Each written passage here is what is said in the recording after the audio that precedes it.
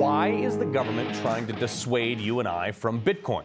Bitcoin, if you don't know, is a digital currency that essentially isn't and can't, in some cases, can't be regulated by government. Highly volatile, but also completely independent from a centralized regulatory system, and it's by design. But it's really important to know how much the government hates it and why they hate it and why they actually fear it. Eric Trump mentioned this a few hours ago overseas at a cryptocurrency event. There's no banks, there's no lawyers, there's no title agencies, there's no brokerage commissions, there's no middlemen.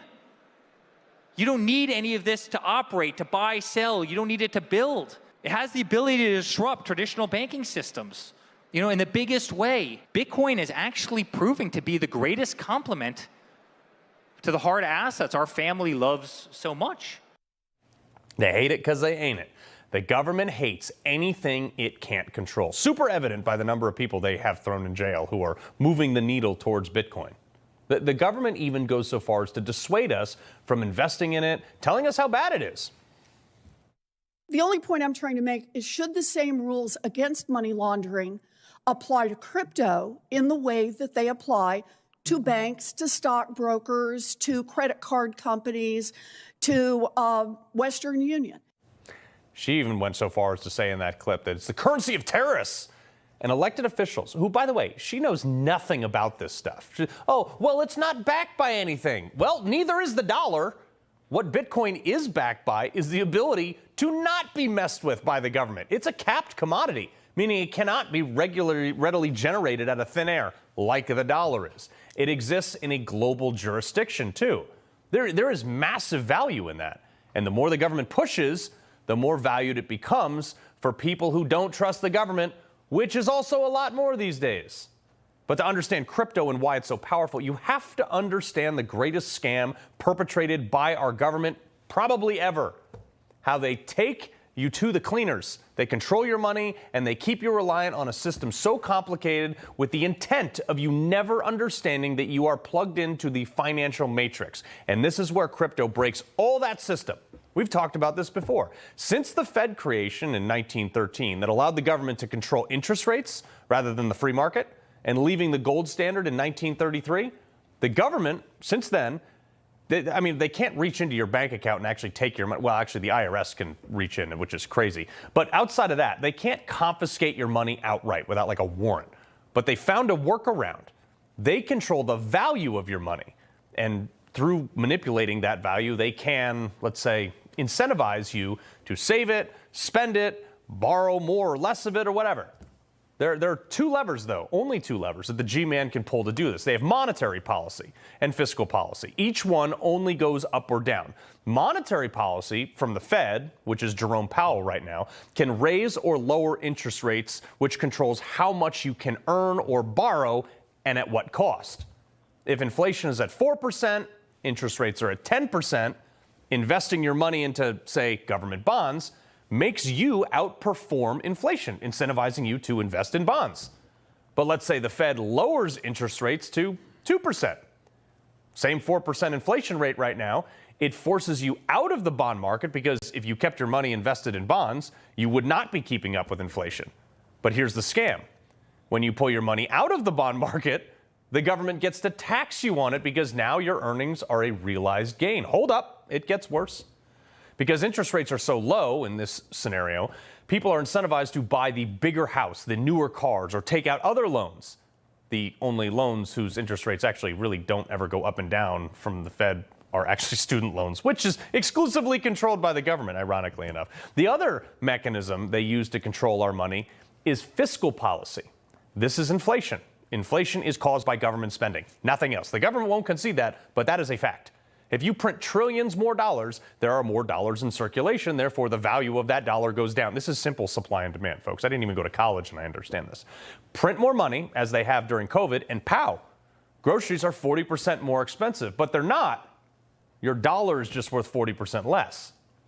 Now, this is where the G-Man is really going to get mad at me because crypto breaks all the system. It's essentially the third lever that the government doesn't get to pull. Watch, I'll get a knock on the door after the segment from the men in suits. But think of crypto like a stock, but not regulated in the same way a stock is, as Elizabeth Warren just said. You can't transfer a stock without the SEC knowing about it, paying fees, and getting permission depending on certain circumstances. Bitcoin, however, is different. It's a currency, sorta, but it falls in a tax gray area where somewhere between gold and stock. Okay, let's say business 1, 2, and 3 want to trade Bitcoin instead of the US dollar. They can. With the dollar, when business 1 buys $100 worth of goods from business 2, that transaction is taxed at the corporate tax rate of 21%. Now, for simplicity, we're going to leave out deductions, but so that $100 spent by business 1 is only $79 in the pocket of business 2. Then business 2 needs to buy supplies to produce more products from business 3. That $79 spent by business 2 becomes only $62.41 in the pocket of business 3. That dollar changed hands only 2 times, and the government's already taken over a third of it. With Bitcoin, technology outpaced legislation. Some legislation is catching up. And while it works kind of like gold in the eyes of the IRS, the law, despite new regulations, is not super clear. So technically, through a number of tax loopholes, and this is the funny thing is accountants and lawyers disagree on all these things. So theoretically, that $100 in Bitcoin could be passed back and forth from all 3 businesses without paying any taxes because there's an argument to be made that it's an unrealized gain. Now, the IRS currently suggests that it falls under bartering laws, though, and you should pass a 1099 for that so they can tax it. Now, some people will report this as income, and maybe you should. I'm not your lawyer or accountant, but the law is not really clear on this, especially under different countries' jurisdictions. Here's where it gets complicated. By many attorneys, as long as they don't cash out, and depending on what country you are claiming the Bitcoin is in, would argue that it's not taxable, and especially if not done through an institutional trading platform, done through an independent wallet. Businesses could theoretically trade Bitcoin indefinitely in different areas of the world to avoid the greedy clutches of government and offshore accounts. It's not like Venmo, where you have the IRS demands that you now report over $600 because you're trading the actual taxable physical dollar.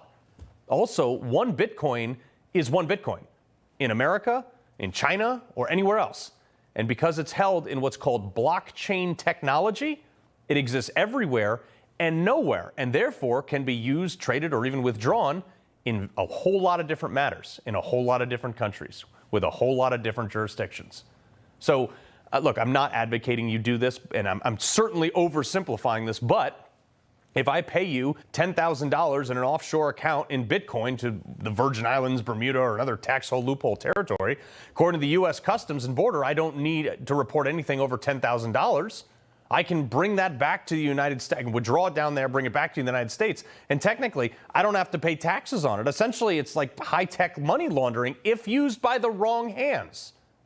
Oh, Carl, that's tax evasion. Is it? Again, technology has outpaced legislation here. Yes, they're arresting people for this, like Roger Ver, but look, he's not actually technically guilty of tax evasion by the letter of the law. Here's his website, which I encourage you to go to and read this. It shows exactly how he's innocent. The DOJ is only using the tax evasion charge as a loophole to get around the laws that have not kept up with the technology, like Bitcoin. And to show you how desperate the DOJ is, they even illegally raided his attorney's office, which is not allowed. It's just not. Most people are never going to trade enough Bitcoin to ever be arrested because, one, it's not illegal to trade, and a lot of people will report it as income through a stock portfolio and an institutional trading platform, which I would encourage people to do that. But two, the DOJ is also not going to wager it against small-time people because it's not about Bitcoin or tax evasion.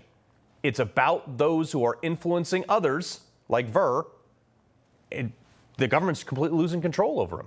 Roger Ver has not only made millions of dollars over the last 2 decades on this, but he had just written a book, and suspiciously a week later, on his book tour, telling millions of people about crypto, that's when he was arrested, and he's facing 109 years in jail.